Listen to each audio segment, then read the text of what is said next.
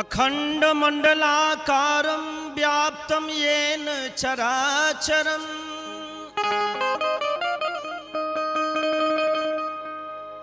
तत्पदं दर्शितं येन तस्मै श्री गुरुवे नमः।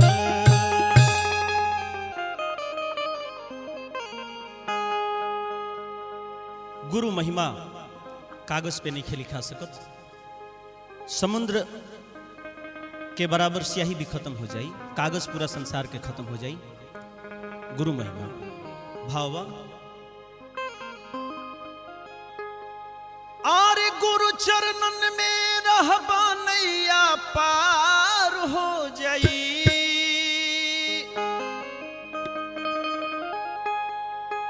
गुरु चरणन में रहबा नैया पार हो जाई।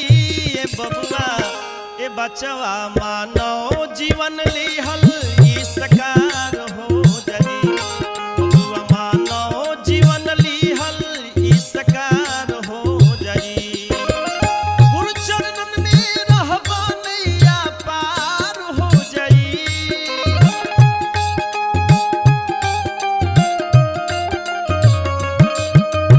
गुरु चरणन में रहबा नैया पार हो जाई। ए बचवा मानो जीवन लिहल ई बेकार हो जाई। ए बबुआ मानो जीवन लिहल ई सकार हो जाई।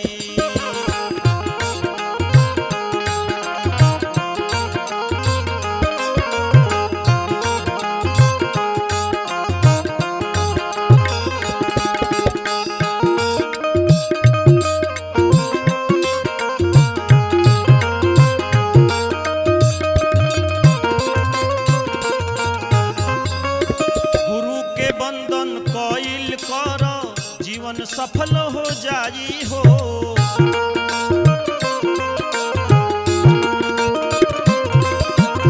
ना कुछ लेके आइल केहू, ना कुछ लेके जाई हो।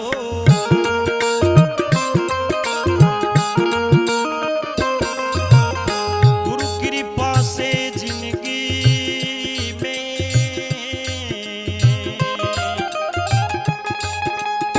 गुरु कृपा से जिंदगी में गुरु कृपा से जिंदगी में झलकार हो जाई।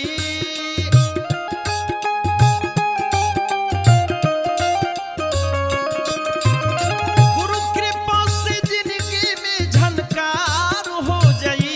ए बबुआ मानो जीवन लिहल ई सकार हो जाई। ए बचवा मानो जीवन लिहल ई सकार हो जाई।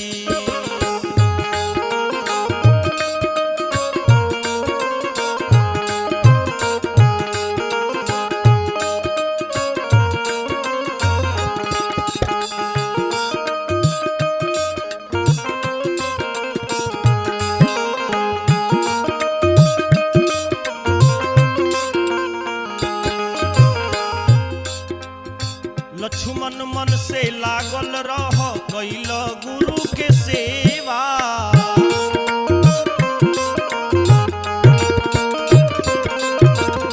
शिवाजीत तू समझ मिली एही में सब मेवा।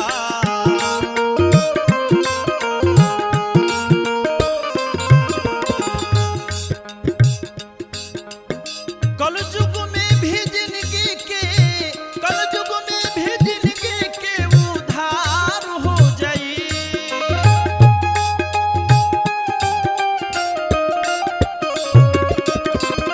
कलयुग में भी जिंदगी के उद्धार हो जाई। ए बचवा मानो जीवन लिहल ई सकार हो जाई। ए बबुआ मानो जीवन लिहल ई सकार हो जाई। गुरु चरणन में रहबो नैया पार हो जाई।